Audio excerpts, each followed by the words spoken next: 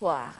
C'est en mars que le Togo a été frappé par la pandémie du coronavirus. Le gouvernement a alors mis en place plusieurs stratégies pour circonscrire le mal. 6 mois après le début de cette crise sanitaire mondiale, nous marquons ce soir une pause dans le cœur de la nation pour dresser un bilan. Que faut-il retenir et à quoi doit-on s'attendre pour les 6 prochains mois d'état d'urgence sanitaire? Pour nous en parler sur ce plateau spécial bilan Covid-19, nous avons professeur médecin-colonel Mohamed Djibril. Il est le coordonnateur national de la gestion de la riposte contre le Covid-19. Professeur Djibril, bonsoir. Bonsoir, madame.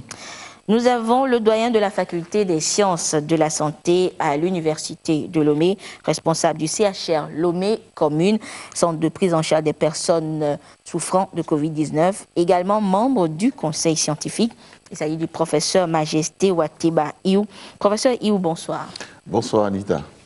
Et nous avons également professeur Anoumou Dagna. Il est professeur de bactériologie, virologie, membre du conseil scientifique et chef laboratoire Covid au CHU Sylvanus Olympio. Professeur Dagna, bonsoir. Bonsoir Anita, bonsoir aux téléspectateurs et aux téléspectatrices. Alors, 6 mois déjà que le Togo est mobilisé contre la pandémie du coronavirus. Une lutte marquée par plusieurs mesures prises par le gouvernement. Le point ce soir avec ce compte-rendu de Luc Assi. Le 6 mars 2020, le Togo déclarait son premier cas d'infection au nouveau coronavirus. Dès cette annonce, des mesures conséquentes ont été prises par le gouvernement pour limiter la propagation du virus. Le 1er avril, l'état d'urgence a été instauré pour une durée de 3 mois. Il va être prorogé 2 fois. La dernière prorogation remonte au début du mois de septembre. L'instauration de l'état d'urgence sanitaire a permis au gouvernement de prendre les dispositions idoines en mettant en œuvre les mesures qui s'imposent pour préserver les populations togolaises de la pandémie. Il est engagé la mobilisation d'un fonds de solidarité nationale de 400 milliards de francs CFA pour mener efficacement la riposte. Aujourd'hui, la moitié du fonds est déjà acquis. Avant cette mobilisation, les mesures étaient déjà opérationnelles. Un couvre-feu a été décrété dans les zones à forte contamination, la fermeture des frontières aériennes et terrestres depuis le 20 mars, l'interdiction des rassemblements de plus de 100 personnes au départ, ensuite 15 personnes. Fermeture des lieux de culte et l'exigence du respect des mesures barrières dans les marchés et boutiques. Toutes ces mesures ont eu des incidences économiques sur les acteurs des secteurs informels et formels. Et pour soulager ces acteurs, le gouvernement a rendu gratuites les tranches sociales d'électricité et d'eau à tous les ménages du pays. Un transfert monétaire est institué pour les hommes et femmes des zones bouclées et soumises au couvre-feu. En ce qui concerne les PME-PMI, des allègements fiscaux et la suspension de certaines taxes et impôts ont été consentis. Réduction du taux d'imposition de 10% sur les activités des entreprises exerçant dans les secteurs de l'hôtellerie et de la restauration, la suspension des contrôles fiscaux ou autres en cours en entreprise et leur limitation aux entreprises non citoyennes, l'exonération des droits et taxes à l'importation sur le matériel médical et les produits utilisés exclusivement dans le contexte de la lutte contre la COVID-19. Les producteurs agricoles ne sont pas laissés pour compte. Un programme a été conçu pour eux. Ils ont la possibilité d'emprunter de l'argent pour amorcer la saison agricole via l'application Yolim. Outre ces actions, on note également la gestion de la prise en charge des personnes infectées. Le CHR Lomé Commune a été réquisitionné à cet effet. Rénové, il a été pour une prise en charge efficace. En déficit de matériel médical au départ, le gouvernement a mis les moyens pour acquérir un nombre conséquent de respirateurs, de lits d'hôpitaux, entre autres. Le personnel qui y travaille a été formé et évolue dans des conditions particulières. Des hôtels ont été aussi mis à contribution pour la mise en quarantaine des cas suspects et des voyageurs en attendant que le test n'affiche leur statut sanitaire. Au 5e mois de la pandémie, il fallait apprendre à vivre avec elle. Sur analyse, le gouvernement a autorisé la réouverture de l'aéroport international Gnazingbe-Yadema. Les lieux de culte partiellement ouverts. L'épicentre de la maladie s'est déplacé à la région centrale. Quelques préfectures de la région ont été bouclées et connaissent le couvre-feu pour éviter toujours la propagation de la COVID-19. Il faut signaler qu'une force spéciale mixte anti-pandémie COVID-19 est créée dès le début de la riposte pour aider au respect des mesures édictées par le gouvernement pour venir à bout de la maladie. Toutes ces actions ont été menées sous la houlette de la Coordination nationale de gestion de riposte au COVID-19 créée par le chef de l'État-fort Nyazingbe. Elle est l'interface entre le comité de crise et les différents ministères engagés dans la riposte. Voilà donc un bilan pas détaillé quand même, de tout ce qui a été fait durant 6 mois de lutte contre le coronavirus au Togo. Alors, professeur Djibril, de mars à septembre, que peut-on dire de la progression de la pandémie au Togo? Merci, madame. Avant de prendre la parole, je voulais tout d'abord présenter toute ma gratitude au chef de l'État, son Excellence M. Faure Eswazimna Nyasingbe, qui est le président du comité de crise. C'est lui qui a dirigé des mains du maître toute cette pandémie, la stratégie, la tactique. Et c'est pour cela que je le présente toute ma gratitude. Avant de parler du bilan que vous venez de parler, en fait, vous avez parlé de tout le bilan dans votre résumé. Depuis le premier cas, en mars, et maintenant nous sommes aujourd'hui, nous pouvons dire que, à compter à partir d'aujourd'hui, nous avons fait plus de 86 000 tests. Et dans ces 86 000 tests, nous avons eu 1707 cas positifs. Ce qui va nous intéresser beaucoup plus, c'est les cas actifs, parce que c'est les cas que nous devons gérer. Et nous avons, depuis hier, jusqu'à hier, depuis le début de la pandémie jusqu'hier, nous avons eu, comme je disais tantôt, 1707 cas, mais depuis hier, nous avons 356 cas à gérer, c'est-à-dire les cas actifs. Et depuis le début de la pandémie, nous avons déploré 44 décès. Donc voilà ce que je peux dire sur cette question, mais tout en sachant que dans la progression, il y a eu des hauts et des bas. Ces hauts, c'est-à-dire c'est dû à l'existence de certains foyers, et dans nos stratégies, nous avons pu éteindre rapidement ces foyers. Au le mois d'août et de septembre, vous avez évoqué dans votre bilan la région centrale, notamment les préfectures de Tchaoudjo, Chamba et Sotoboa, et qui ont bénéficié de nos stratégies, c'est-à-dire bouclage, couvre-feu, escrimer tous les cas. Et je pense que pour l'instant, cette stratégie marche et nous pensons que nous allons continuer, mais en améliorant la stratégie au fur et à mesure et en fonction de la situation. Voilà ce que je peux dire pour l'instant sur cette question. Merci beaucoup, professeur Djibril. Professeur Iou, vous, disons, au centre de prise en charge, au CHR Lomé Commune, au centre de prise en charge des personnes vivant, souffrant de Covid-19, si vous devez dresser un bilan de ces 6 mois déjà passés à vivre avec la maladie. Nous avons été donc le principal centre, dans le premier centre à être ouvert véritablement pour recevoir les cas positifs Covid. À ce jour, je ne vous donnerai pas les chiffres de façon exhaustive, mais on tourne autour de 600 au moins qu'on a eu déjà à gérer. Donc quasiment plus de la moitié des cas actifs. Alors nous avons enregistré aussi une trentaine de décès et c'est aussi l'essentiel des décès, c'était chez nous, tout pour la simple raison que c'était les centres nationaux de référence qui recevaient les cas graves. Donc quand il y avait un cas difficile à gérer à l'intérieur du pays, nous le recevons et nous le gérons. C'est aussi là que se concentre l'essentiel du cœur de la riposte.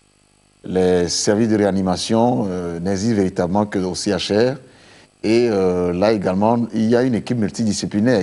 Au départ, c'était les infectiologues, mais aujourd'hui, il y a des réanimateurs, il y a des bactério-virologues qui sont aussi là, et des pneumologues. Donc je crois que c'est un centre assez outillé aujourd'hui qui est mis en place pour faire la riposte à un certain niveau d'expertise. Il faut aussi dire que le centre a gagné en confiance parce qu'au départ, on s'était embarqué dans une aventure où on ne savait pas l'issue. Tout ce que nous connaissions de la Covid-19, ça venait des médias, de France 24, de ce qu'on regardait à la télévision. Et on n'avait pas de référentiel, on n'avait pas de point de départ, on n'avait pas un standard à partir duquel bâtir nos stratégies. Mais c'était beaucoup plus, avec beaucoup de courage, avec le cœur qu'on y était allé. Et on a réalisé au bout du compte que nous avons appris beaucoup de choses et ça guide et ça aide aujourd'hui la stratégie. Cette confiance est aussi issue du fait que très tôt à l'entame de la riposte, de notre stratégie de riposte, nous avions eu une bonne écoute de nos autorités qui nous ont fait des promesses et l'ont tenues, principalement le chef de l'État. Et donc je me souviens à nos premières rencontres avec lui, on lui avait demandé des garanties en termes de sécurité pour faire le boulot. Il a tenu promesse, il a mis à notre disposition le matériel. Ceci a fait que ça a créé de la confiance. Ça, c'était très important. Parce qu'on s'était dit, vu ce qu'on voyait ailleurs, et les gens, tout le monde avait peur, les gens hésitaient. Si dans nos rangs, quelqu'un était tombé, ça aurait découragé d'autres personnes à rejoindre la lutte. Et pour survivre à cela, il faudrait avoir les bonnes conditions de travail. Et nous l'avons eu. Ça a permis, jusqu'à ce jour, nous n'avions pas à ce jour eu un seul cas positif dans nos rangs de Lomé à Saint-Cassé, dans les centres de prise en charge Covid. Je le précise. Là où notre activité quotidienne aujourd'hui, c'est être avec des gens positifs Covid, aucune personne, membre de nos équipes, depuis le balayeur, celui qui ouvre le portail, les portails des hôpitaux, jusqu'au médecin-chef, personne n'a été infecté. Et Dieu sait aujourd'hui combien on a multiplié les centres de prise en charge sur toute l'étendue du territoire.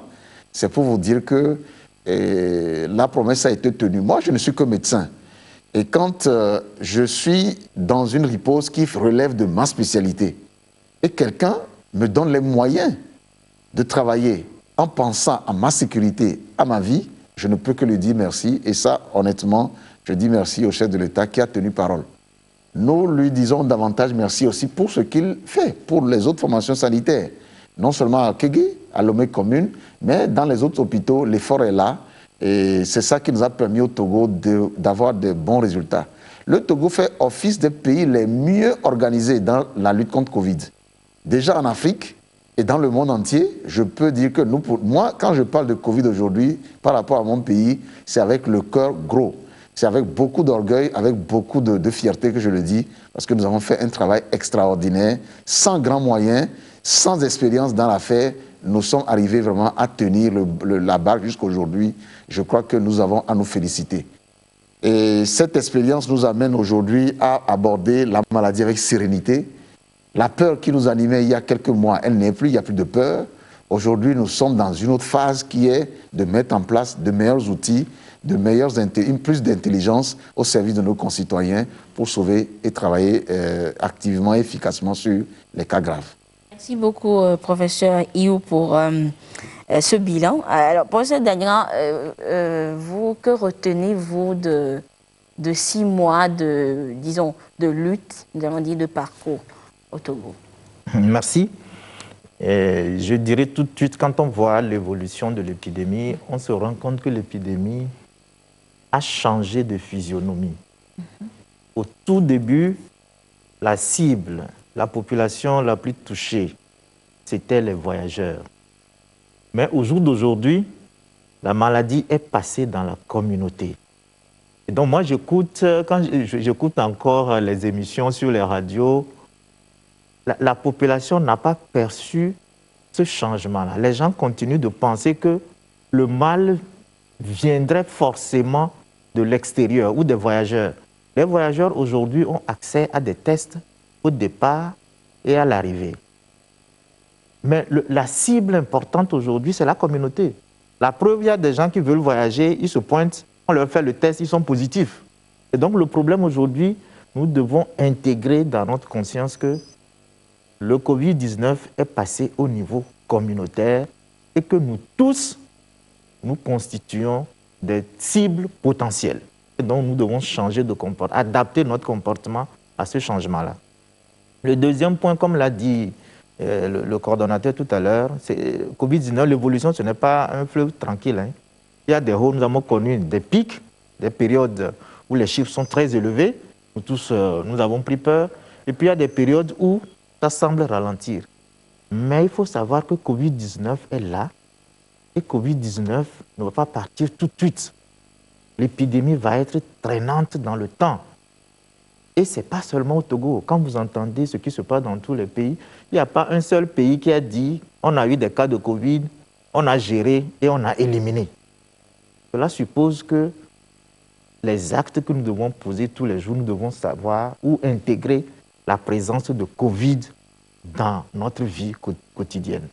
Troisième point que moi je vois, quand on fait encore l'analyse, c'est que la maladie semble être plus fréquente dans les grandes villes qu'en milieu rural.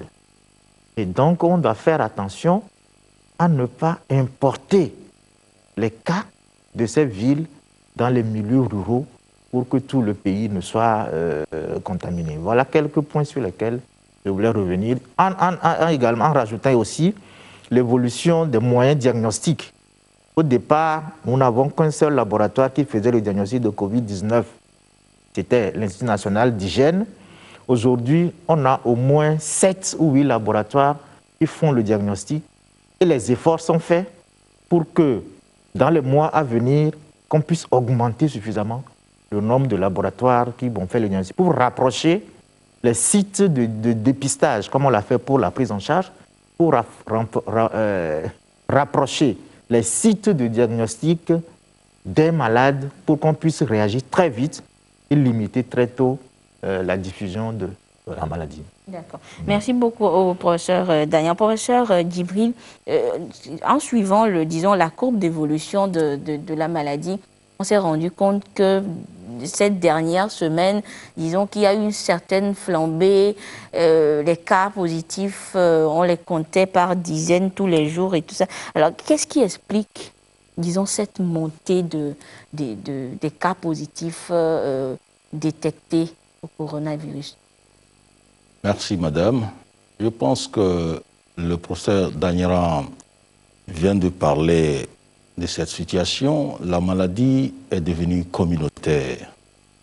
Mais aussi, il a retouché un autre point que j'avais touché, c'est qu'il y a des foyers épidémiques. Le mois d'août et le mois de septembre, il y a eu des foyers. Nous avons parlé de la région centrale. Nous avons parlé aussi de la région de la Kara qui a été touchée parce que la région centrale étant touchée, par contiguïté, la région de la Kara a été touchée. C'est pour ça que la notion de bouclage est importante pour éviter que les foyers contaminent les autres zones saines. Donc il y a eu des foyers, notamment à Tchaoudjo, à Tchamba et puis à Sotoboua, mais aussi il y a eu le cas de la préfecture de la Koza, et le cas dans la préfecture de Tandjouaré, dans le canton de Borgo. Donc tous ces foyers ont entraîné une production de cas positifs pendant longtemps. Parce que quand vous voyez, il y a eu un cas positif, ce cas positif peut avoir 10, 20, 30 cas contacts et ainsi de suite. Or, dans notre stratégie, il faut scrimer tous les cas contacts et les cas contacts des cas contacts. Donc vous voyez que tous les jours, à chaque fois, il y a eu des cas, c'est dû à ces cas contacts qui ont entraîné l'augmentation des cas parce que la maladie est devenue communautaire. Mais qu'est-ce qui a entraîné cela? C'est que pendant les fêtes, quand on regarde dans la région centrale, notamment à Tchaoudjo, à Tchamba et aussi dans la préfecture de Sotoboua, il y a eu la fête de Tabaski, où dans cette fête, tout le monde, tous ceux qui habitent, que ce soit au Nigeria, en Allemagne, au Ghana, au Burkina Faso, tous reviennent dans leur préfecture pour fêter. Et il y a certains qui sont revenus. Et pendant la fête, il n'y a pas eu respect des mesures barrières. Et avant ces fêtes, il y a des notions, il y a des mariages, des baptêmes avant toujours la fête. Et pendant ces mariages et ces baptêmes, il n'y a pas eu respect des mesures barrières, alors que ces mariages et ces baptêmes étaient interdits. Donc vous voyez qu'il y a eu tous ces éléments-là qui ont entraîné l'augmentation des cas. Et c'est ce qui a expliqué le bouclage et le couvre-feu dans ces zones. Et c'est ce qui a expliqué aussi la montée des cas dans ces zones, mais aussi au plan national. Donc, il faut qu'on fasse attention. Actuellement, la maladie est devenue communautaire. Nous devons respecter les mesures barrières dans toutes les circonstances. Le professeur Iyo a évoqué ça, c'était très important. Au niveau du CHR, le commune, il n'y a pas eu de cas positifs, alors que c'est là-bas se trouve la maladie. C'est parce que les gens respectent les mesures barrières. Or, ils sont régulièrement testés. Donc forcément, ceci prouve à posteriori que si les gens respectent les mesures barrières, il y a très peu de chances de contracter la maladie. Voilà ce que je peux dire encore sur cette question. Merci beaucoup, professeur Djibril. Professeur Iyo, en parlant de bilan, on a constaté également le fort taux de décès ces dernières semaines. Nous sommes arrivés à 44 décès. C'est vrai que, disons que la prise en charge, elle est automatique. Nous savons que des personnes guérissent, beaucoup de personnes guérissent. Mais ces personnes qui décèdent ou qui sont décédées, à quoi cela est dû? Est-ce que c'est par rapport à, disons, leurs antécédents sanitaires? Qu'est-ce qui s'est passé? Toutes ces personnes qui sont mortes là, comment on l'explique? Merci pour cette question très intéressante. Déjà, je félicite encore mes équipes au CHR et ailleurs pour ce qu'ils font. Les 40 décès qu'on a, si nous n'avions pas eu les mesures de réanimation au Togo, ce n'est pas 40 qu'on aurait, on aurait eu peut-être 4-5 fois plus. Donc c'est pour dire déjà que beaucoup de gens sortent vivants, beaucoup de gens sortent vivants des réanimations. C'est déjà la bonne nouvelle. La deuxième nouvelle, qui est aussi l'enseignement que nous avions reçu, c'est que Covid-19 tue préférentiellement les gens qui ont déjà un état de santé fragile. Je peux dire que les 80%, voire 85%, sinon exactement 86%, pour être 86% des personnes décédées l'auraient été, même s'il n'y avait pas eu l'infection Covid. C'est ça aussi la réalité. Quand vous avez par exemple quelqu'un qui fait un accident vasculaire cérébral. Accident vasculaire cérébral, ça veut dire qu'un vaisseau sanguin dans le cerveau est bouché ou s'est éclaté. Donc, c'est ce qu'on appelle, il a eu, quoi là, AVC, hémiplégie. D'accord. Quelqu'un qui a l'hémiplégie, qui en plus de ça, son rein, le rein est détruit avant Covid. Ou c'est quelqu'un qui est en instance d'être dialysé. En plus de ça, son foie ne fonctionne pas parce que dans le passé, il était alcoolique. Et en plus de ça, il a aussi d'autres maladies dont je ne veux pas trop m'appesantir. Quand vous prenez celui-là, déjà, pour un médecin, c'est quelqu'un, excusez-moi le terme, mais qui a déjà un pied et les deux bras dans la tombe. Maintenant, sur ce terrain, qui erre de clinique à clinique, de médecin en médecin, Covid-19, en temps est passé par là, et puis ça se sort par la mort. Maintenant, le problème que nous avons, quand un laboratoire sort un test pour dire patient positif au Covid-19, à la Covid-19, il est comptabilisé. Il n'y a que deux issues dans l'histoire de cette personne. Soit il guérit ou il meurt. Maintenant, quand il meurt, si vous estimez que Covid, en fait, dans son décès, ne représente que 2%, vous devez quand même justifier où est-ce qu'il est parti. Il est mort, donc vous devez le justifier. Mais comme il a été testé Covid, et que c'est Covid qui nous intéresse aujourd'hui, on va dire qu'il est mort Covid. C'est en cela qu'un de nos excellents médecin commandant Agboblé, a proposé un temps le terme patient Covid décédé et patient décédé de Covid. C'est différent. Patient décédé, personne décédée de pauvreté et personne pauvre décédée, ce n'est pas la même chose. Nous avons beaucoup plus des patients Covid décédés et non des patients décédés de Covid. Mais comme je le disais, sur le plan comptage, la somme des Covid, c'est des cas cumulés égale somme des cas guéris ou des décédés. Donc, vous êtes obligé de les classer comme tels. Vous avez un cas Covid qui a un cancer avec des métastases au niveau du foie et du cerveau. Tout le monde sait que cancer avec métastases, qu'est-ce qu'on attend? Au mieux, on traîne un peu, mais ça finit par quoi? Ce que nous tous nous savons. Et celui-là a eu Covid.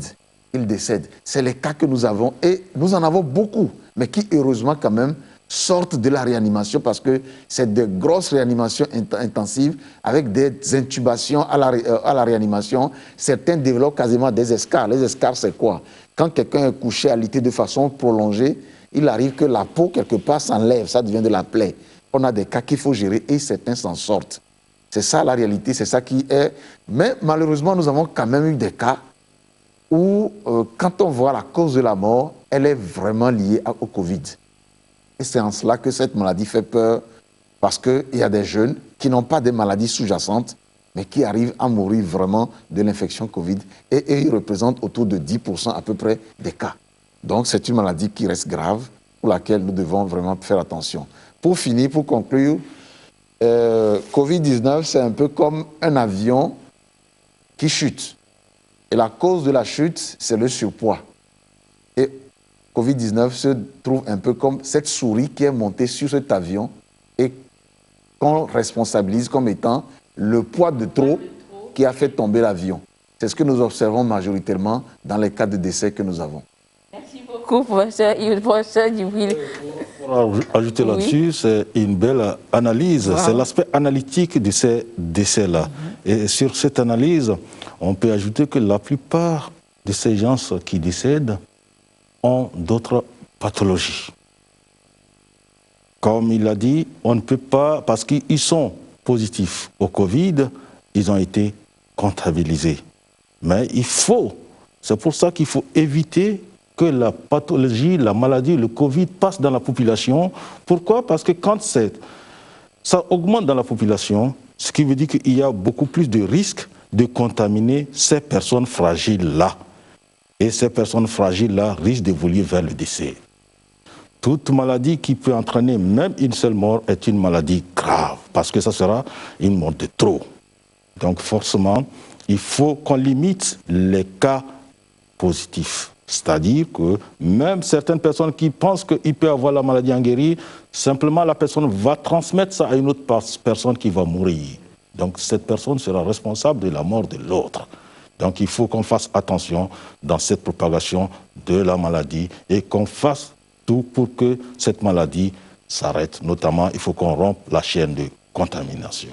Professeur Djibril, je reste avec vous. Dans la stratégie mondiale de lutte contre la maladie, on évoque les objectifs comme la mobilisation, la maîtrise, l'élimination, la réduction et le développement. Alors, au niveau du Togo, à quel niveau se situe l'action de la coordination dont vous gérez les activités? Je pense qu'au niveau du Togo, nous nous trouvons à tous les niveaux. D'abord, vous avez parlé de la mobilisation. Au Togo, il y a eu une bonne mobilisation. Au début de la pandémie, notamment en matière humaine, le personnel de santé à qui je salue. Il y a eu aussi mobilisation des équipements du matériel. Et ça, c'est le leadership du chef de l'État qui a permis d'avoir tous les équipements matériels en un temps record, le moment où nous avons besoin de ce matériel-là.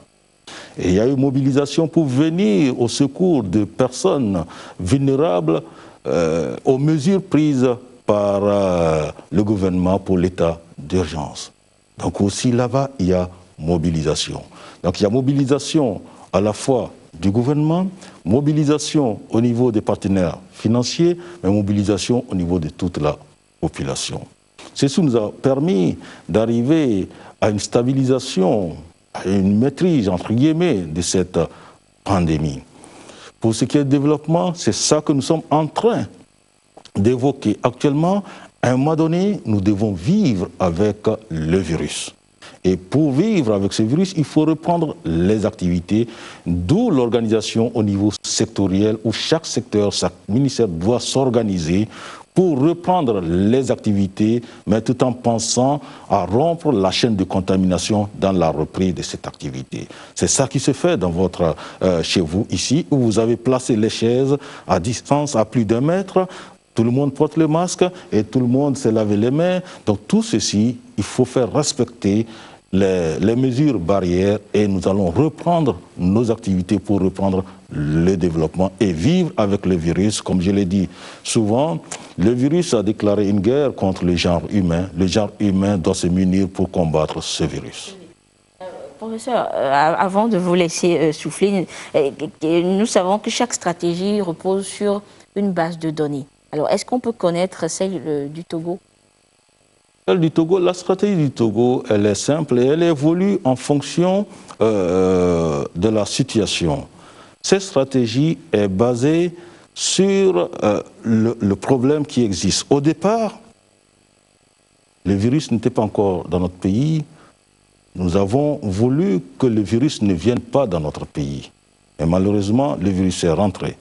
Mais nous avons voulu aussi que ce virus ne vienne pas augmenter les cas qui existent. C'est ça qui a entraîné la fermeture des frontières, et notamment les frontières aériennes et terrestres. Pour reprendre les activités, les frontières aériennes sont réouvertes, mais il faut quand même éviter que le virus rentre. C'est pour cela qu'il y a eu un laboratoire à l'aéroport pour pouvoir tester rapidement et savoir ceux qui viennent avec le virus et les mettre dans des centres de soins. Pour ce qui est de la stratégie interne communautaire, il y a d'abord la tactique au niveau sanitaire où quand il y a un cas positif, on cherche tous les cas contacts. Et on teste tous ces cas contacts et on les observe pendant 14 jours pour voir est-ce que ces gens ne vont pas se reconvertir en cas positif pour qu'on les prenne en charge. Ça, c'est un individu. Maintenant, dans une zone, s'il y a beaucoup de cas, c'est ça que nous appelons les foyers. En ce moment, on scrime, si c'est un quartier, si c'est un canton, on scrime tout le foyer ou tout le canton. Notamment, ça s'est passé à Kouvon au début. Après, ça s'est passé à Soudou. Actuellement, ça s'est passé à Sokodé avec les quartiers. Donc, au niveau zonal, au niveau d'une zone, voilà comment nous scrimons. Et aussi, dans notre stratégie, c'est qu'il y a la notion de bouclage et de couvre-feu. Bouclage, quand il y a cette zone qui est infectée, nous empêchons que cette zone infecte les autres zones qui n'ont pas d'infection. Donc, en ce moment, il y a un bouclage. Nous empêchons aussi la multiplication des contaminations dans cette zone et c'est là où il y a la notion de couvre-feu. Parce que couvre-feu diminue le nombre de contacts, forcément diminue le nombre de contaminations. Voilà un peu la stratégie que nous avons, qui est une stratégie très simple, mais qui nous permet de maîtriser la situation.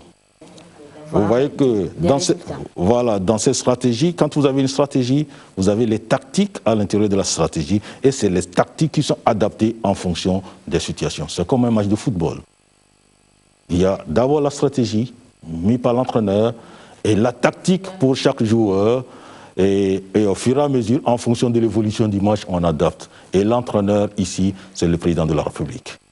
Merci beaucoup, professeur Djibril.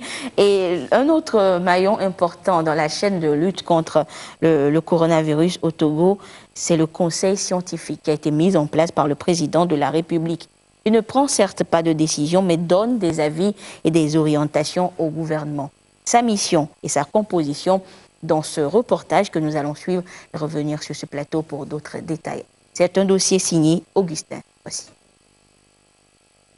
Depuis sa mise en place, le 20 juillet dernier, c'est ici, dans cette salle de réunion du ministère de la Santé, que le conseil scientifique tient ses rencontres hebdomadaires. Nous sommes au mercredi, jour de réunion. Même si tous les membres ne sont pas présents, le quorum requis est atteint pour délibérer. Au menu, des sujets d'actualité liés à la gestion de la crise sanitaire. Nous allons discuter des questions liées à la prise en charge à domicile. Mais ce n'est pas encore une décision, on étudie cette question. On verra si cette question fera l'objet de consensus pour faire l'objet d'un avis qu'on pourra éventuellement transmettre au gouvernement. On a au moins 11 sujets sur lesquels nous allons discuter. Il y a la question d'abord de l'ouverture des écoles, puisque la rentrée c'est le 26 octobre. Il y a la question de l'ouverture des frontières sur lesquelles nous allons également discuter. La question éventuellement d'une flambée. Est-ce qu'il y aura une flambée ou il n'y aura pas de flambée? Si jamais il y a une flambée, qu'est-ce que nous devons faire exactement? Le conseil scientifique, en réalité, est dépourvu de toute action opérationnelle. Donc, nous ne sommes pas sur le terrain au quotidien. Donc, nous essayons de nous réunir ici. Et puisqu'il s'agit de la gestion de la pandémie, l'équipe est pluridisciplinaire. Elle ne prend pas de décision, mais donne des avis et orientations au gouvernement. Le conseil scientifique est composé de 9 membres. Nous sommes au total 2 spécialistes en santé publique et en épidémiologie. Il y a également des spécialistes en maladies infectieuses puisqu'il s'agit d'une maladie virale, 2 spécialistes en bactériologie, virologie. Et puis, nous avons au sein du conseil scientifique également un spécialiste en cardiologie, un spécialiste en pneumologie et 2 pharmaciens qui participent activement au conseil scientifique. Cette appellation parce qu'il s'agit d'abord d'une équipe qui est pluridisciplinaire, qui regroupe des spécialistes dans divers domaines pour discuter d'un problème de santé. Ici, il s'agit d'un problème de santé publique, et puis de donner des avis et des orientations au gouvernement afin de prendre des décisions. Sur l'ouverture des écoles, nous avons écrit un protocole sanitaire pour préciser dans quelles conditions il fallait reprendre les cours, que ce soit dans les écoles, dans les écoles primaires, au collège ou dans les universités. Nous avons également écrit un protocole sanitaire sur l'ouverture de l'aéroport. Nous avons fait des bilans de la gestion en discutant tout ce qui est force, faiblesse, menaces et opportunités. Ces orientations et stratégies sont données en fonction de l'évolution de la pandémie. Face à la persistance des cas de Covid-19, l'État togolais proroge de 6 mois l'état d'urgence sanitaire et les approches de gestion de la crise doivent être examinées au niveau du Conseil. Nous sommes passés d'une pathologie ou bien d'une pandémie que nous pensons tous allait de courte durée vers une pandémie qui va durer dans le temps. Donc nous devons maintenant apprendre à vivre avec le virus. C'est ça d'abord le grand et le premier message. Mais essentiellement, dans le cas de cette prolongation, ce qui est important de noter, c'est le respect des différentes mesures barrières qui sont proposées, notamment le port du masque et le lavage régulier des mains. Nous avons 2 devoirs. Le premier devoir, c'est d'éviter au maximum le nombre de nouvelles infections. Et le deuxième, c'est d'éviter la surcharge hospitalière qui pourrait éventuellement être la conséquence de décès. Il faut que nous fassions tout pour qu'il n'y ait pas de stigmatisation et de retard lié à la prise en charge. Donc cela veut dire qu'il faut inviter les concitoyens à venir très rapidement à l'hôpital dès qu'ils présentent un signe qui est en lien avec la Covid-19 pour que nous puissions les prendre en charge très très rapidement. Les missions du conseil scientifique sont de 3 ordres. Le premier, c'est de faire un bilan de l'analyse situationnelle, de la gestion de la riposte. Deuxièmement, c'est de donner des avis en fonction de l'état des connaissances scientifiques pour que le gouvernement puisse prendre des décisions. Et troisièmement, c'est de proposer parfois tout ce qui est orientation ou stratégie pour faire face à la crise, notamment la pandémie de la Covid-19. Le conseil scientifique est donc un maillon intermédiaire entre le comité de crise présidé par le président de la République et la coordination de gestion de la riposte au Covid-19. Et nous sommes donc de retour sur ce plateau avec justement certains membres de ce conseil scientifique. Professeur Dania, nous avons suivi avec intérêt, disons, les missions, les actions du conseil scientifique. Mais dites-nous, vous, en tant que membre, si vous devez, disons, noter, on va dire, ou bien juger de l'efficacité du conseil, que diriez-vous? Merci. Bon, moi je suis membre, c'est difficile de s'apprécier. C'est sûr que vous écoutez les gens oui, bien sûr. Apprécier le conseil. Bien sûr. Le conseil scientifique, depuis le début de cette pandémie, a émis plusieurs avis sur le port de masque, sur l'ouverture de l'aéroport, sur beaucoup de sujets. Et c'est un avis que nous donnons au gouvernement, soit c'est le gouvernement qui nous saisit pour dire est-ce que vous pouvez réfléchir sur ce sujet et nous donner votre avis, ou alors nous-mêmes on s'auto-saisit et on propose l'avis, c'est un avis, il n'y a pas d'obligation. Et le gouvernement est libre de respecter ou non l'avis qu'on lui donne. Mais heureusement, ce qu'on a fait jusqu'à présent, le gouvernement a suivi tous les avis que le conseil scientifique a donnés. Et c'est en transformant nos avis en des actes, en des interventions, que nous avons aujourd'hui la situation sur la pandémie que nous avons dans notre pays. Le pays n'est pas débordé, parce que le coordonnateur l'a dit tout à l'heure, on est dans la situation de maîtrise de l'épidémie. Alors les gens confondent maîtrise et élimination.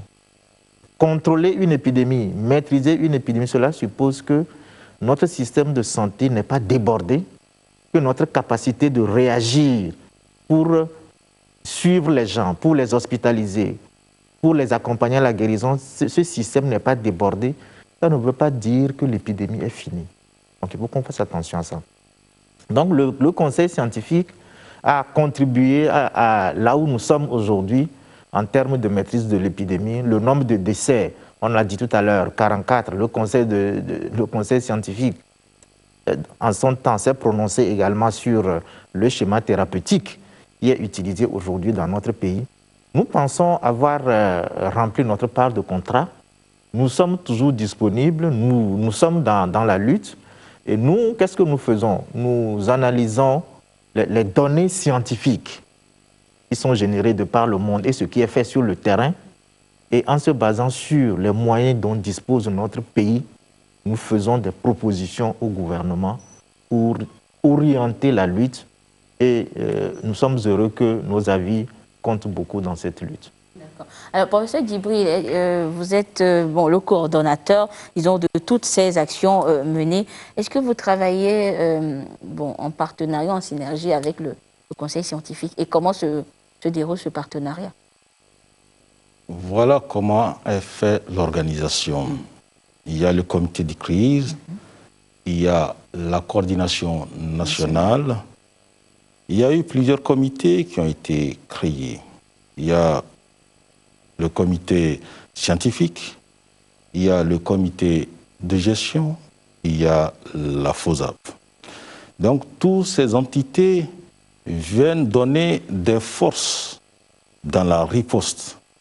Et le comité scientifique donne leur avis au gouvernement et la coordination enregistre tout ce qui se passe au niveau de chaque secteur, notamment au niveau du gouvernement, pour coordonner toutes les activités, parce que leur avis monte au niveau du président du comité de crise, qui instruit la coordination pour l'exécution des activités. Donc vous voyez que nous travaillons tous ensemble sans la commission scientifique qui renseigne. Cette commission scientifique renseigne la raison du gouvernement. Or, le comité scientifique, avant de renseigner la raison du gouvernement, doit renseigner sa propre raison en cherchant des informations au plan international et dans les publications. Analyser et donner leur avis sur un point donné. Et le gouvernement prend ça, mais le gouvernement a d'autres éléments à ajouter avant de décider. Voilà un peu comment les choses marchent. Voilà, disons, l'organigramme de la lutte contre le coronavirus. Alors, professeur Iou, je viens à vous. C'est vrai qu'au début, en présentant le bilan, vous nous avez dit tout ce qui a été fait au niveau du CHR Lomé Commune. Mais si vous devez nous parler du CHR Lomé Commune, début de la pandémie en mars, et aujourd'hui avec la mise en place sur toute l'étendue du territoire d'autres centres de prise en charge, que direz-vous disons, peut-être du travail avant et aujourd'hui? Merci. En rajout à ce que mes prédécesseurs ont dit sur le conseil scientifique, il faut bien le préciser, c'est du bénévolat. Donc le conseil se réunit au moins 2 fois par semaine, parfois plus si c'est nécessaire. Conseil dont vous êtes membre. Oui, conseil dont je suis membre, évidemment. Donc, parfois, c'est des débats qui durent 5 heures de temps. Et ce, depuis le début, c'est vraiment bénévole. Il n'y a pas un centime qui a été versé à qui que ce soit. C'est important. Oui. Parce qu'après, on va dire, ah, c'est eux, machin et tout. Donc, il faut que ça soit clair. C'est du bénévolat. On n'est pas payé pour ça. On n'a jamais demandé d'être payé pour ça. On le fait parce qu'on estime que nous, étant majoritairement des universitaires dans ce conseil, il était quand même du ressort de l'université aussi d'apporter sa contribution à cette lutte. Et c'est aussi l'essentiel de ces membres du conseil scientifique qui travaillent un peu au niveau donc, de la lutte contre le coronavirus dans la mise en place des essais cliniques. Les essais dont nous parlerons certainement, qui vont démarrer bientôt. Alors, revenons à votre question sur hier et aujourd'hui. Il y a eu une grande avancée. D'abord, comme je le disais, la première chose que nous retenons, c'est la confiance. Et au début, tout ce que nous faisions sur le coronavirus, c'était quelque chose qu'on a vu à la télévision, qu'on a lu ou partagé sur les réseaux sociaux. Aujourd'hui, je pense que beaucoup de gens qui sont dans la riposte au Togo ne regardent plus ce qui se passe ailleurs. Nous avons Covid au Togo. Nous avons l'expérience pays. Et cette expérience pays marche. Ça marche très bien. Et je peux vous dire aujourd'hui, le Togo n'a pas de leçons à recevoir de quel pays que ce soit en matière de comment on fait. Puisque quand nous voyons, je me demande parfois qu'est-ce que le Togolais a aujourd'hui à envier d'un pays autre que le nôtre. Nous avons très peu de cas, on a très peu de décès et on s'en sort. En termes de discipline, le Togolais est discipliné, a montré dans cette histoire de Covid-19 qu'on peut lui faire confiance, c'est un pays discipliné. Aujourd'hui, vous passez dans la rue, quasiment tout le monde porte le masque. Ça fait plaisir. Les gens lavent les mains et c'est rentré dans les mœurs. Jamais on n'a vu un préfet traduire le gouvernement en justice parce qu'on a bouclé sa zone. Ailleurs, des préfets, des maires qui doivent travailler avec le gouvernement convoquent leur administration centrale parce qu'on leur demande de ne plus faire la fête. Au Togo, il y a eu la discipline. Et je crois que c'est vraiment la force que nous avons. Nous n'avons pas des milliards, mais nous avons la discipline. Nous avons cette éducation qui nous permet aujourd'hui d'aller de l'avant. Et ça a permis, nous aussi, au niveau donc des centres, de nous dire que, avec cette discipline que les concitoyens observent, cette discipline même que les décideurs aussi observent et qui font qu'ils appuient efficacement la lutte, ça a créé une certaine confiance. Et ce qui fait que les employés ou les gens qui interviennent dans les centres de riposte, dans les centres Covid, sont en confiance. Nous avions accru en connaissance. Souvenez-vous, il y a eu un moment où on disait que finalement, on s'est rendu compte que les autopsies réalisées, que c'était des coagulopathies, c'est-à-dire des caillots de sang qui empêchaient les gens de bien respirer au niveau des poumons. Nous l'avons découvert avant même cette découverte. Et nous avions très tôt commencé à mettre nos patients sous anticoagulants et ça donnait des résultats. Et après, nous avons maintenant des mesures de réanimation, ce qui fait qu'aujourd'hui, quand même, je peux dire que sur le plan de la prise en charge, beaucoup de choses sont faites. À l'heure où je vous parle, nous avons au moins toute la réanimation du CHR est occupée. Donc à peu près une vingtaine de patients qui sont en réanimation. Mais vous allez apprendre qu'au bout sur 2 semaines, il y a eu 2 morts. Ça veut dire que sur la vingtaine de gens en réanimation, il y a au moins 17 à 18 qui s'en sortent. Et quand je dis réanimation, c'est de gros malades qu'il faut intuber. Parfois, on est obligé de les mettre en coma artificiel, histoire de prendre possession de leur corps et de les gérer. Et ils s'en sortent vivants. Donc, nous avions à gagner beaucoup en connaissance. J'avais dit tantôt que le CHR a géré à peu près 600, mais il n'y a pas que le CHR. Dépendant du CHR, il y avait aussi Edaoba, qui était un prolongement du CHR. Et là également, on a géré près de 400 personnes. Donc, rien que sur Lomé, cette stratégie, cette équipe a géré plus de 1000 cas, plus de 1000 cas, voilà, 1300 cas de cas positifs. Donc, c'est une banque de données importante, une file active impressionnante. Et je pense que nous ne partons pas avec... Nous sommes modestes, mais je pense quand même qu'aujourd'hui au Togo, et tout le monde l'a compris, les Togolais, les médecins togolais, les infirmiers togolais, les hygiénistes togolais sont capables de faire face à cette épidémie sans qu'on ait besoin de demander un renfort extérieur. Et professeur, par rapport disons à la densité du travail, on va dire, est-ce qu'avec l'installation des différents centres sur toute l'étendue, il y a eu, entre griffes, décongestionnement du CHR de Lomé? Absolument, absolument. Puisqu'au départ, par exemple, les cas, même le premier cas à Mango, on l'a dû l'envoyer d'abord à Dapaon. Il y a eu des cas à Mango qu'on a envoyé à Lomé parce que on était en train de... Covid a surpris tout le monde.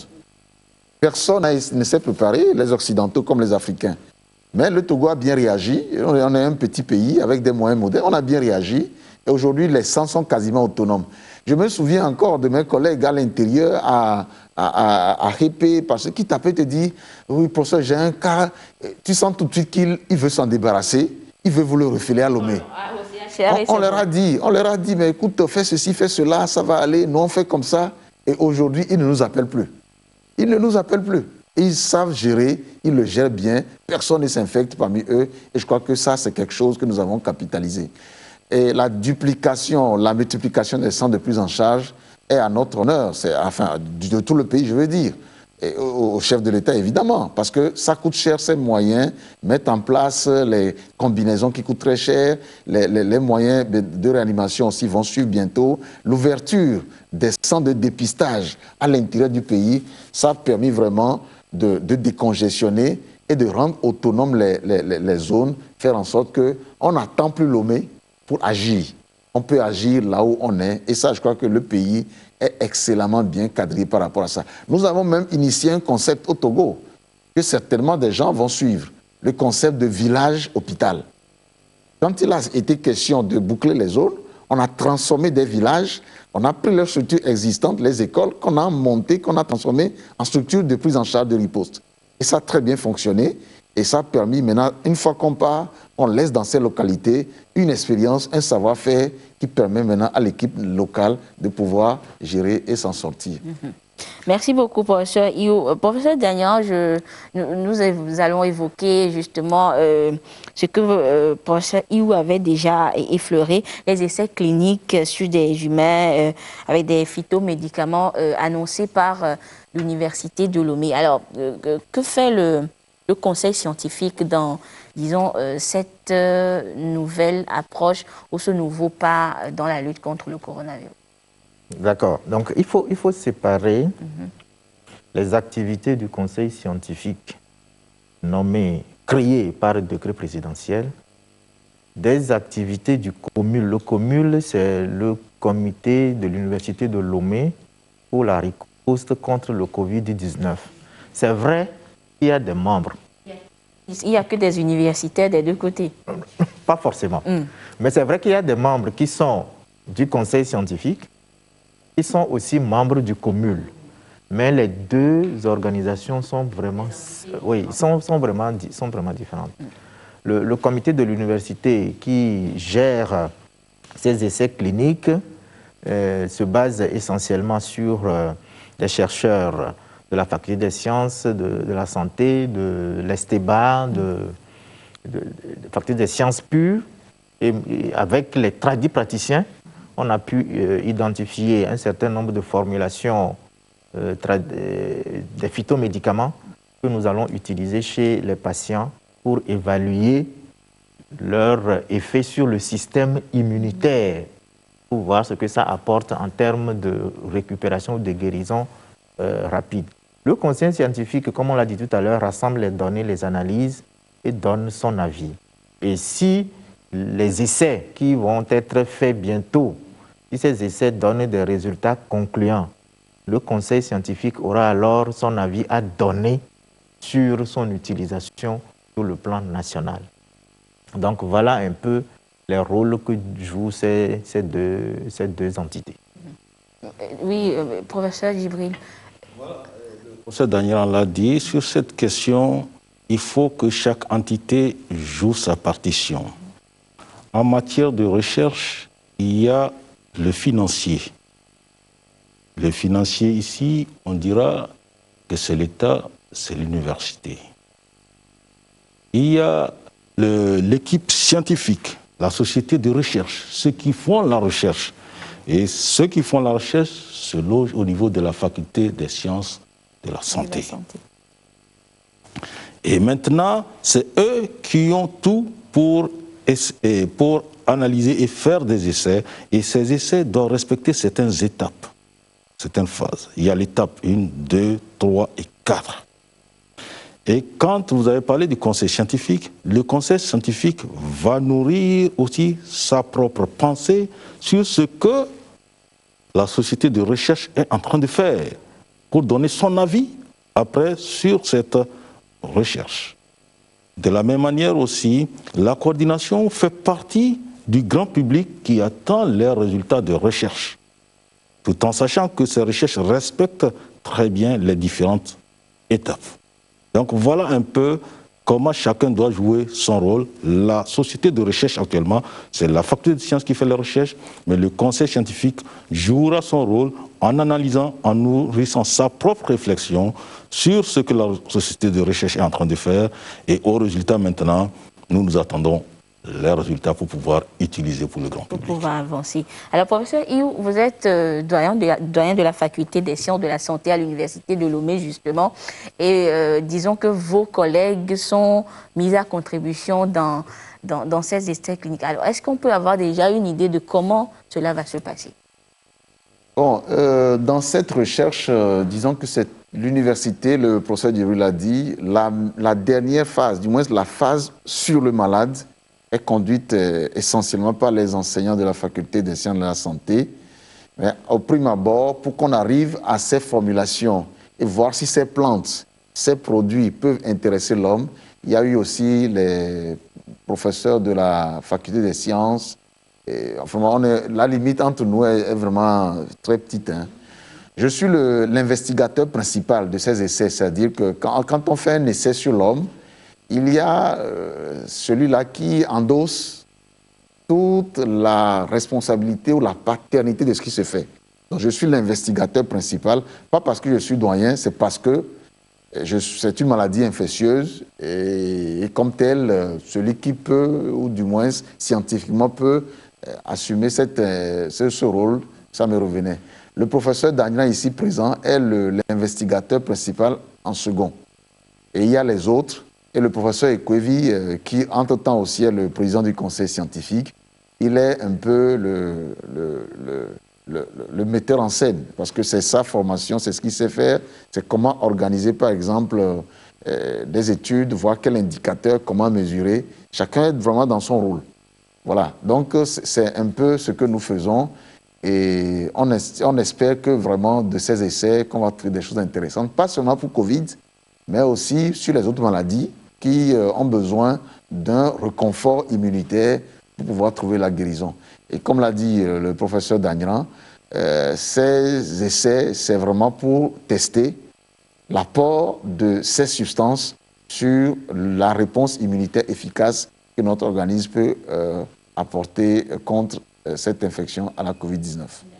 Professeur Djibril, depuis, disons, on va dire, près de 2 mois déjà, l'aéroport international Gnassingbé Yadema a réouvert ses portes et nous avons vu toutes les dispositions qui ont été prises à ce niveau également pour permettre à ce que nous n'ayons pas assez de ces cas de maladie. Mais dites-nous aussi, la dernière fois déjà à la conférence de presse hebdomadaire, vous avez dressé un bilan de tout ce qui a été fait. Alors, bon, sur ce plateau, on peut également évoquer une fois encore ce bilan.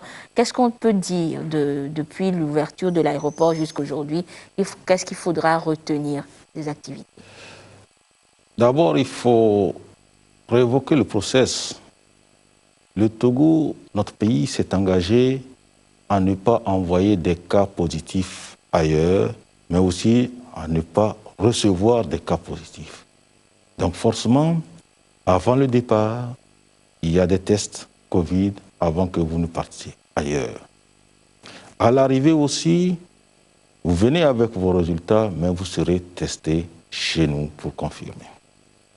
Et depuis l'ouverture, pour ce qui est des cas arrivés, il y a jusqu'à ce jour, il y a plus de 5000 arrivés et parmi ces plus de 5000, nous avons eu 26 cas positifs.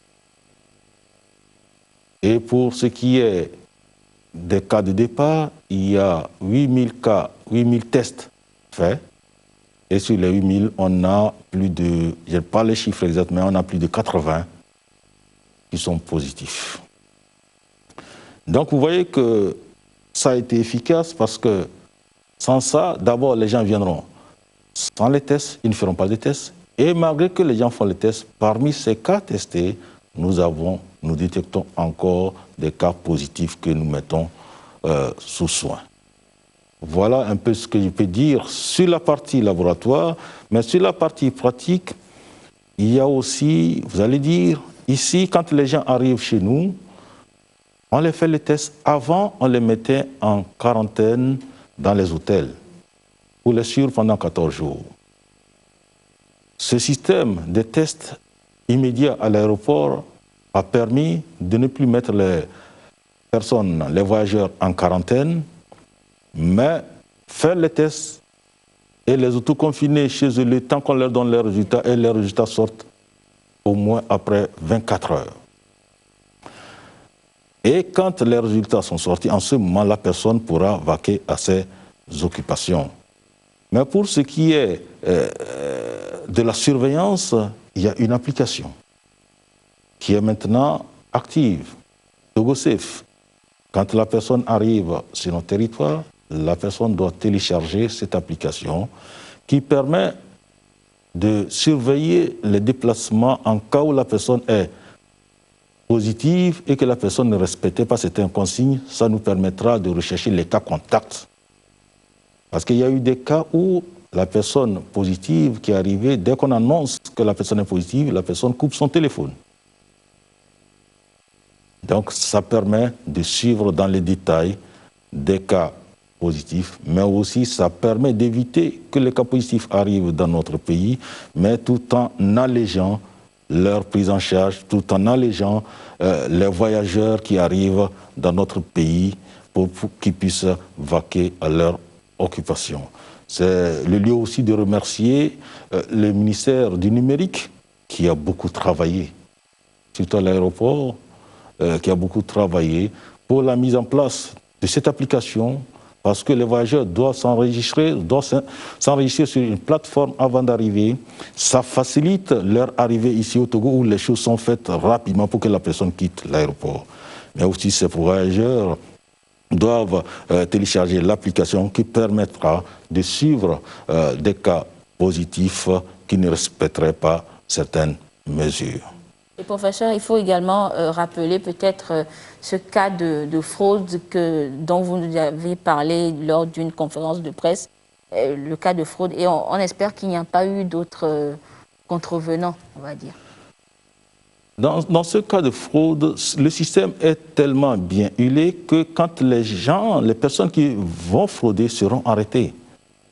Quand vous voyez ce cas de fraude, c'est que la personne n'a pas su qu'elle sera arrêtée. Et c'est pour ça que je remercie une fois encore le ministère numérique qui nous a mis un système qui permet de recouper et arrêter tous les fraudeurs. Et professeur, aucune disposition nouvelle n'a été ajoutée, hormis les tests à faire à l'arrivée, au départ, aucune nouveauté, parce que récemment, certains Togolais de l'extérieur ont commencé par poser des questions qui auraient encore d'autres dispositions nouvelles qui ont été introduites au sein de l'aéroport international.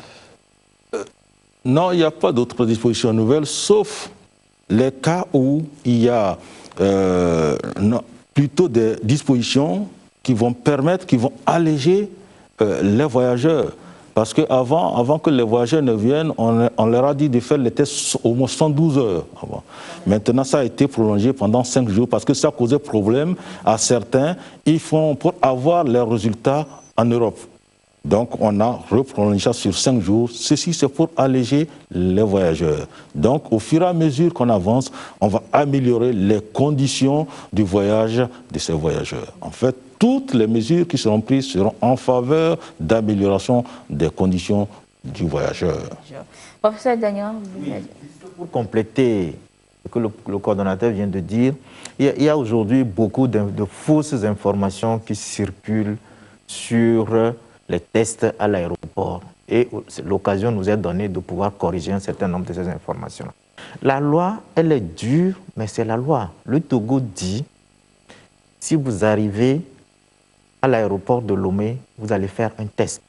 Même si vous venez de faire votre test il y a 1 heure ou 2 heures, mais la loi est comme ça. Mais vous respectez la loi et puis c'est tout. 2, si vous allez quitter le Togo, vous devez faire un test. Le coût du test au Togo, c'est 40 000. Les gens disent, quand on revient, on a fait le test ailleurs, on nous a pris de l'argent, vous, si vous faites, c'est pour... Le test, un seul test au Togo, c'est 40 000. Un seul test au Bénin, c'est 100 000 francs que les gens payent. Un test au Ghana, c'est 80 000. Mais ici, on a l'impression... Les gens disent que oui, on vaut l'argent, on ne sait pas où ça...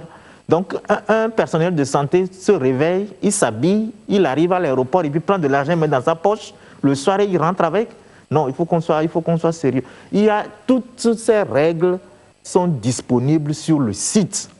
Moi, j'invite les voyageurs à consulter, à lire les informations qui sont disponibles, le délai pour faire le test avant de voyager, les conditions dans lesquelles les tests sont réalisés. Quand vous revenez, les conditions que vous devez respecter, tout est disponible. Je vous en prie, lisez les informations avant de voyager. Maintenant, est-ce qu'on peut améliorer? Une œuvre humaine n'est jamais parfaite. Donc, nous réfléchissons toujours pour voir comment alléger le dispositif, comment améliorer le dispositif.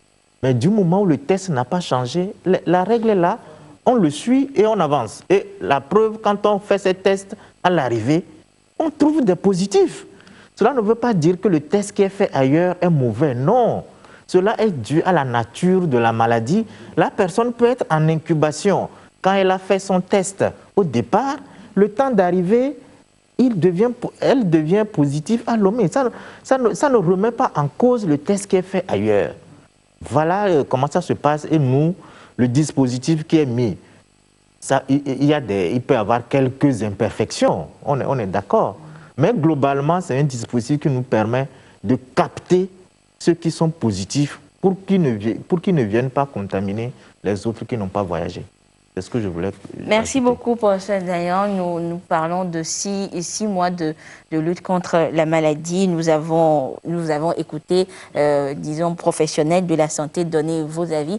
Eh bien, nous avons également tendu le micro de la télévision togolaise à certains Togolais, histoire d'avoir leur avis sur tout ce qui a été fait jusqu'à ce jour. Nous les écoutons et nous revenons sur ce plateau. Je pense que le gouvernement a déjà fait un grand effort pour remédier à cela. Mais le problème, c'est au niveau de la population. C'est la population qui est inconsciente. Parce qu'ils ne prennent pas bien les précautions pour remédier à cela. Par exemple, laver les mains, le port des cache-nez. Ce qui est dangereux, c'est qu'ils pensent qu'il n'y a pas la maladie ici. C'est ça qui est plus dangereux. Surtout, on bloque certaines villes. Par exemple, on a bloqué certaines villes. Là-bas, ils pensent qu'il n'y a pas la maladie. Donc, ils voient que le gouvernement les torture, ou histoire de porter le cache-nez ou de faire ceci, cela. Pour eux, c'est comme si c'est une torture. Ils ont fait un bon travail, surtout qu'ils avaient instauré le couvre-feu et puis certaines mesures qui ont vraiment accompagné la population à se ressaisir. Mais du moment où on a levé le couvre-feu, la population pense que la pandémie est finie. Voilà pourquoi maintenant nous avons encore des cas qui s'augmentent. Et aussi, je pense qu'il n'y a pas de suivi aussi parce que on a ouvert les bars-restaurants qui accumulent chaque jour de personnes qui ne respectent pas les mesures barrières, surtout la distanciation sociale. Nous constatons également aussi dans les marchés qu'il n'y a pas aussi le suivi là-bas. Ok, en ce qui concerne le Togo, je constate qu'il n'y a pas une grande responsabilité au niveau du transport public ici. Il faut bien augmenter le taux de protection ici. Il faut garder attention en ce qui concerne cette maladie. Oui, c'est une crise mondiale en ce qui concerne ce Covid-là. Mais dans tous les cas, il faut prendre des mesures. Hein. Lorsqu'on parle de tous les citoyens togolais, les messages ne passent pas vite. Il faut que les gens prennent vraiment conscience que ce n'est pas une question de politique, que c'est une question de maladie. Il faut que la sécurité mette de l'ordre sur le cache-nez. C'est-à-dire sur ça, il faut qu'on sanctionne. Oui, le gouvernement togolais se débrouille, mais c'est nous-mêmes la population. Mais il y a manque de beaucoup de choses, comme moi, je vois dans des villages, il faudrait qu'il y ait des équipes qu'on doit déployer, des équipes dans chaque canton, sur toute l'étendue du territoire, pour sensibiliser nos parents qui sont dans des villages, dans des campagnes, pour qu'ils sentent que vraiment cette maladie, elle existe, que c'est une chose réelle. Par rapport à la crise de Covid-19, qui a été une crise mondiale, et le Togo n'a pas ménagé ses efforts pour pouvoir contrer la pandémie. Et surtout, le comité de riposte qui a été mis en place, et ils ont essayé de sensibiliser d'abord les gens par rapport aux dégâts que la maladie est en train de causer ailleurs et ce qui peut forcément nous arriver aussi. Donc, il faut responsabiliser la population et les sensibiliser, leur parler de ce qu'il faut faire pour qu'on ne repasse pas aux anciennes mesures strictes. Voilà donc ce que pensent les Togolais de 6 mois de lutte contre la pandémie du coronavirus. François Djibril, la dernière fois, disons que les députés à l'Assemblée nationale ont donné leur accord donc, pour que le gouvernement puisse proroger l'état d'urgence de 6 mois encore. Alors nous avons déjà fait 6 mois, nous avons encore 6 mois d'état d'urgence. Alors s'il faut peut-être penser à la stratégie, peut-être améliorer quelque chose, réduire quelque chose ou accentuer quelque chose pour le bilan. Alors pour les 6 mois à venir, que peut-on espérer de la stratégie de lutte contre le coronavirus? Merci, madame. Je pense que nous l'avons dit ici. Pour ce qui est de cette pandémie, nous avons évolué pendant la période d'urgence. Actuellement, la maladie est communautaire dans notre pays, comme dans d'autres pays. La stratégie serait aussi de vivre avec le virus, mais aussi continuer le développement. Et dans la vie, comme nous voulons vivre avec le virus et continuer le développement, chaque secteur doit s'organiser. Et c'est pour cela que nous sommes en train d'organiser tous les secteurs. Vous avez vu, le ministère de l'enseignement primaire et secondaire s'est organisé. On a fait, par la méthode du président du comité de crise et le président de la République, une reprise progressive et méthodique. La reprise a été faite au niveau de l'enseignement avec les classes d'examen. Nous avons noté les points forts et les points faibles. Le ministère de l'Enseignement est en train de travailler pour corriger les points forts et bientôt il y aura la rentrée scolaire et les activités vont reprendre là-bas. De la même manière, au niveau du ministère du Sport, ils sont en train de s'organiser avec les fédérations, avec lesquelles nous allons discuter comment ils vont s'organiser pour la reprise de ces activités là-bas, et ceci en évitant d'augmenter les risques de contamination.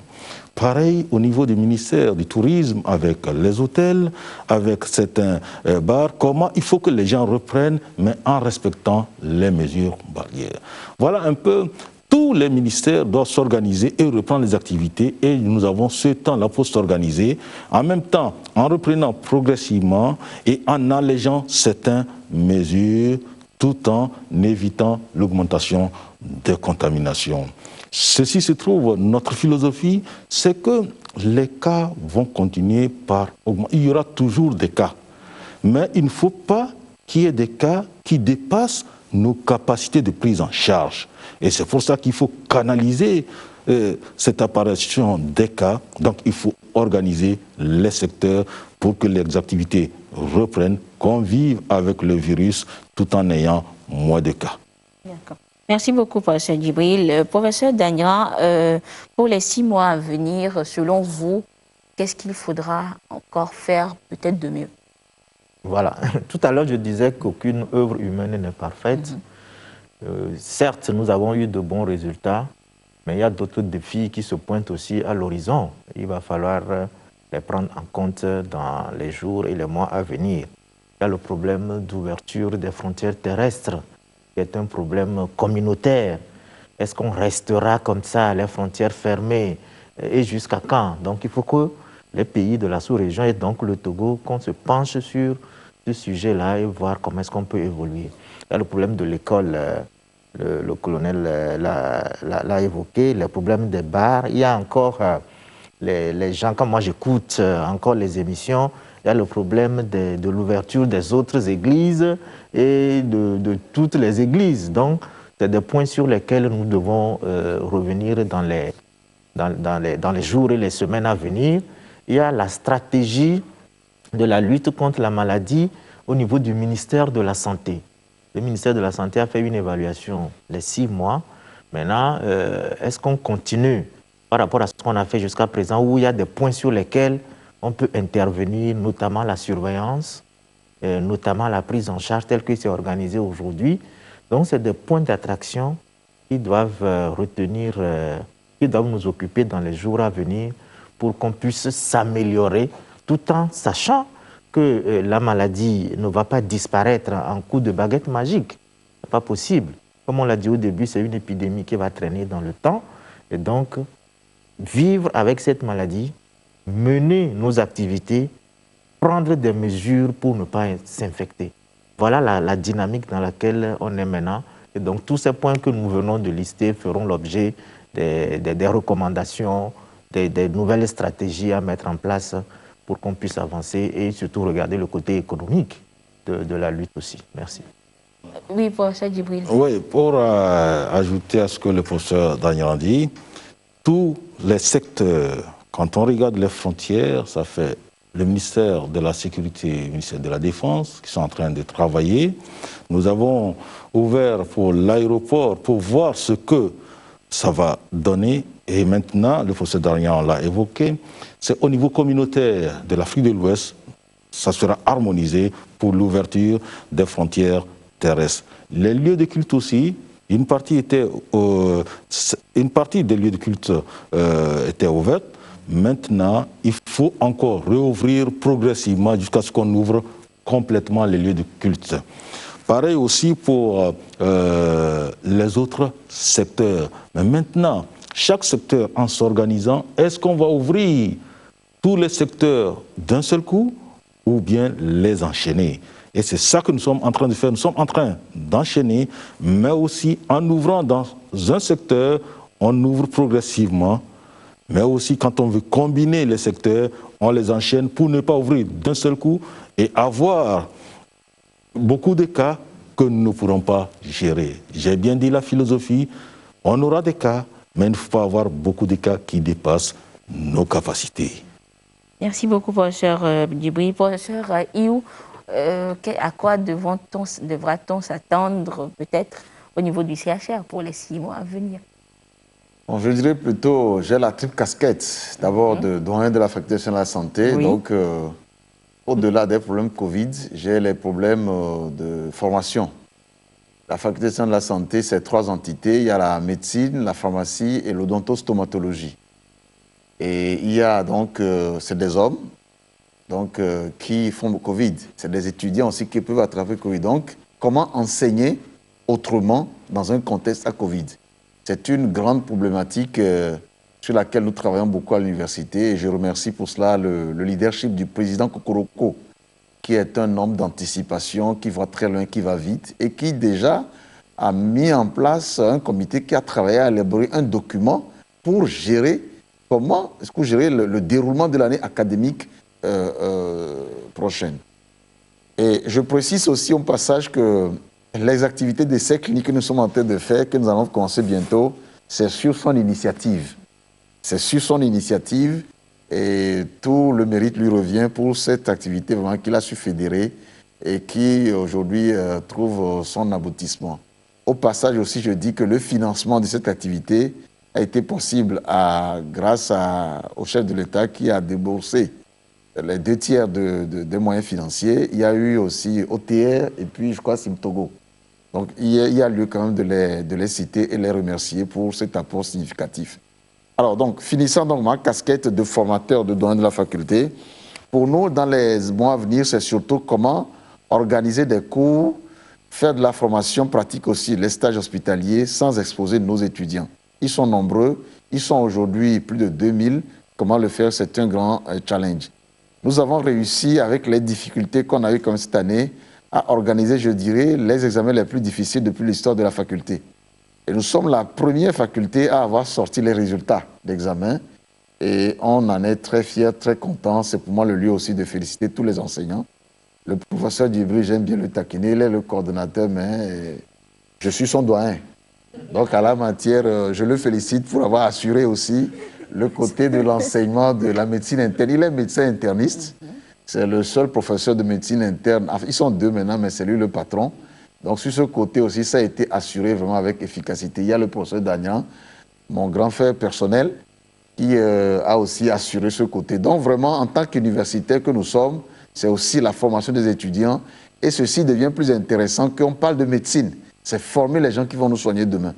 Donc tout est quand même en réflexion pour que la rentrée prochaine, les cours se fassent aussi à distance avec des cours d'affermissement en présentiel et ensuite des examens pour faire en sorte que Covid ne soit pas un handicap à l'épanouissement des étudiants et au bon déroulement des enseignements en santé et dans toute l'université. La deuxième casquette, c'est évidemment Covid. Covid où je suis aussi à la tête un peu du système de santé, de la prise en charge médicale. Je suis le référent national et aussi à la tête de la structure qui est aussi le cœur de la riposte, qui est le CHL Lomé Commune. Pour nous, notre prière, c'est que ces essais que nous allons commencer bientôt nous aident à améliorer l'offre de soins vis-à-vis de nos patients.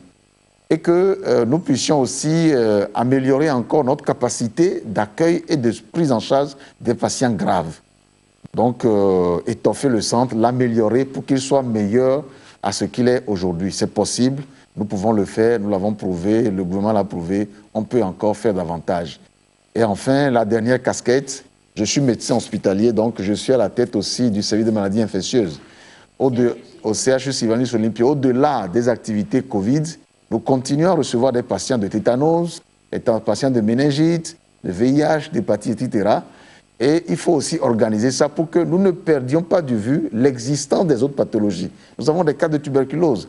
Mais si nous ne savons pas engager tous nos efforts dans Covid et ne voir que ça, nous allons certainement un jour gagner la lutte contre Covid, mais nous allons avoir des problèmes qu'on aura délaissés. Donc tout ça a fait que ce n'est pas de tout repos. Et je remercie vraiment Dieu aussi, qui nous aide énormément, parce que quand on se demande, avec nos ressources modestes, comment on arrive à s'en sortir, je crois que là-haut, il y a quelqu'un qui voit, connaît notre misère et qui nous regarde et qui essaie de nous adoucir les peines. Le lieu pour moi aussi de dire merci au coordonnateur qui est un ami. Nous sommes des bons amis parce qu'on a été ensemble professeurs au concours d'agrégation ensemble. Donc c'est une grande histoire qui nous lie. Après nos aînés, professeur Dagnan, je crois que nous sommes dans une très bonne ambiance intellectuelle, spirituelle et sociale pour travailler et apporter notre contribution à aider notre pays qui a besoin de nous aujourd'hui. Contre cette maladie. Merci beaucoup, chers invités, d'être passés sur ce plateau. Nous avons essayé de dresser donc le bilan de 6 mois de lutte contre cette maladie, cette pathologie mondiale. Et avant de vous laisser repartir, nous allons faire le dernier tour de table. Une dernière question, justement, qui serait votre conseil à l'endroit des populations, justement, celles-là qui devront respecter les mesures barrières pour éviter la maladie. Alors, professeur Dagnan, nous allons commencer avec vous. Selon vous, que faudra faire les communautés, les populations elles-mêmes pour éviter la maladie, mais tout en menant toujours leurs activités? Merci. Avant d'aborder cette question, aujourd'hui, nous nous sommes intéressés surtout au bilan volet santé, sanitaire de la lutte. Il va falloir aussi qu'on fasse le bilan économique. Qu'est-ce que Covid... Social. 6 mois, qu'est-ce que Covid nous a coûté à notre pays? Il y a le bilan social qu'il faudra également faire pour avoir des données pour le futur, pour se servir pour l'avenir. Oui, alors la communauté a un rôle important à jouer. On l'a dit tout à l'heure, la maladie est dans la communauté. C'est le respect des mesures barrières. On peut mener toutes ces activités du moment où on respecte les mesures barrières pour prévenir la maladie. On sait aussi qu'il y a des complotistes. Quand vous suivez les informations, il y a des gens qui ont connu dans leur pays plus de 30 000 morts.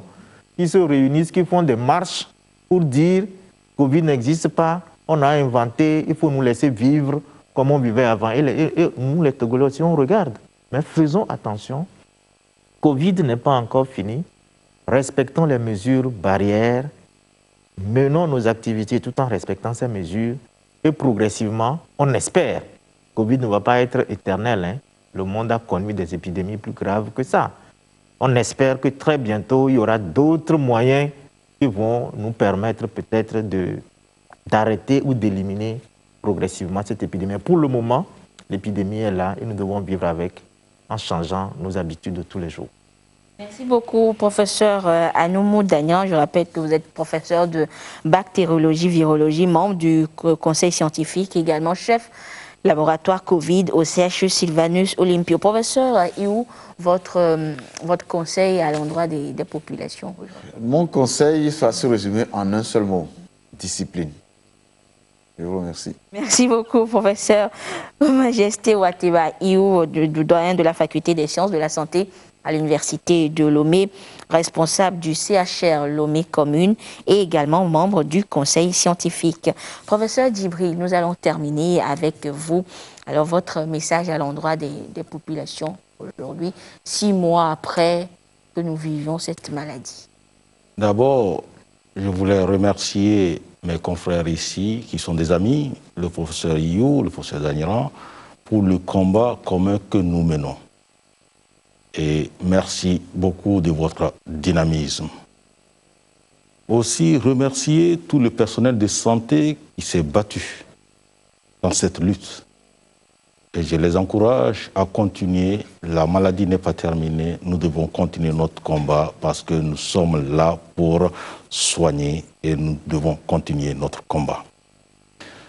Enfin, remercier le personnel des médias pour la sensibilisation. Parce que vous savez, tous les mercredis, nous faisons des conférences de presse et ces conférences de presse sont relayées par les médias pour la sensibilisation de la population. Et nous demandons à cette population d'accepter cette sensibilisation par le respect des mesures barrières, notamment le port des masques, le lavage des mains.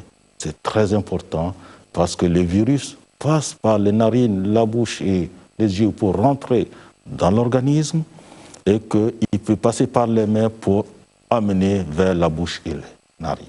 Donc, il faut le port de masque et le lavage des mains.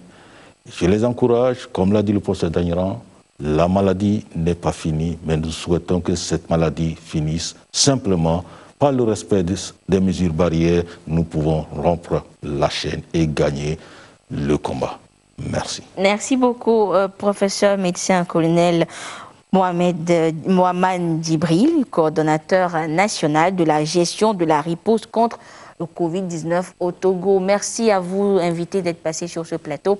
Merci à vous, téléspectateurs, de nous avoir suivis, d'avoir suivi cette émission spéciale bilan sanitaire de 6 mois de lutte contre le coronavirus. Nous espérons également vous proposer d'autres plateaux, d'autres bilans. Vous l'aurez donc compris, la discipline dans le respect scrupuleux des mesures barrières nous permettra de vaincre donc cette maladie. Merci de votre fidélité à la télévision togolaise. Le rendez-vous, c'est pour vendredi prochain. Bonsoir.